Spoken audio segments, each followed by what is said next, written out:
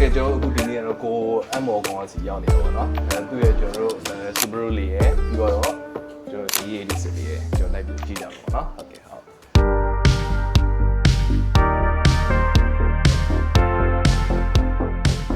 အဲ့ဆိုကျွန်တော်ကိုဒီ Subaru အကြောင်းနဲ့ရှင်းပြပေးပါအောင်ကျွန်တော်ဒီ engine gear ကျွန်တော်ဘယ်လိုမျိုးဒီ Widebody ပေါ့နော်အဲ့လိုမျိုးကိစ္စတွေပါအခုဟုတ်ကဲ့engine ကတော့ EJ20 နဲ့ပဲလောက်ထားတယ်ဒီ Widebody ကတော့ကျွန်တော်တကယ်ချင်းလက်ထပ်မှာတော့အမြင်သူ aura မှာပြီးတော့အကုန်လုံးကို fitment ကြအောင်လုပ်ထားတယ်။ဝေဆိုရင်လည်း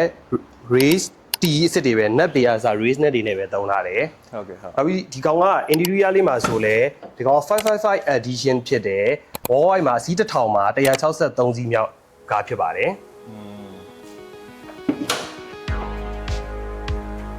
အင်ဂျင်မှာတော့ဒီကားကို tuning ကို RL မှာပဲ tuning လုပ်ထားတယ်။ဟော RL performance ဒီဟာက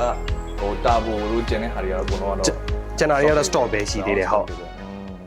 ဒီကမှအကိုအကျိုက်ဆုံးကဘာဖြစ်မလဲဒီကောက်မှာအကျိုက်ဆုံး part ကတော့ကျွန်တော်အရှိကနေကြည့်ရသူ့ရဲ့ဒီ eyes လေးတွေအရင်ကြိုက်တယ် eyes လေးအရင်ကြိုက်တယ်ကျွန်တော်အကျိုက်ဆုံး part ကတော့ဘယ်ဟာဖြစ်မထင်လဲညီကြိုက်ဆုံး part ကဘာဖြစ်မလဲပေးနာအဖောင်း Widebody ပေးနာအဖောင်းဟုတ်တယ်အခုဒီ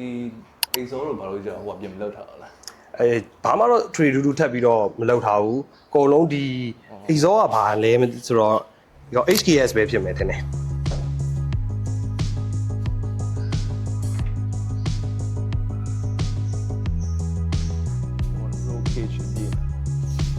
roll cage ကကိုဒါ all around the dash နော်ဟုတ်တယ်ပြောတင်တာ8 point ဖြစ်8 point 8 point မဟုတ်ဘူးတ point ဖြုတ်ထားတယ်ခြေတို့နောက်ဆုတ်ကဒီမှာ LG တွေနဲ့လောက်ရတာဆိုတော့အဲ့ဒီကောင်တတ်ထားလို့ရှိရင်မရဘူးဟို LG နဲ့ဖြုတ်တက်လုပ်လို့မရအဲ့ဟာကပြီးတော့ထိုင်ကုန်နောက်ကဟာကိုပွင့်တိတာရတော့တိတာလေဟုတ်တယ်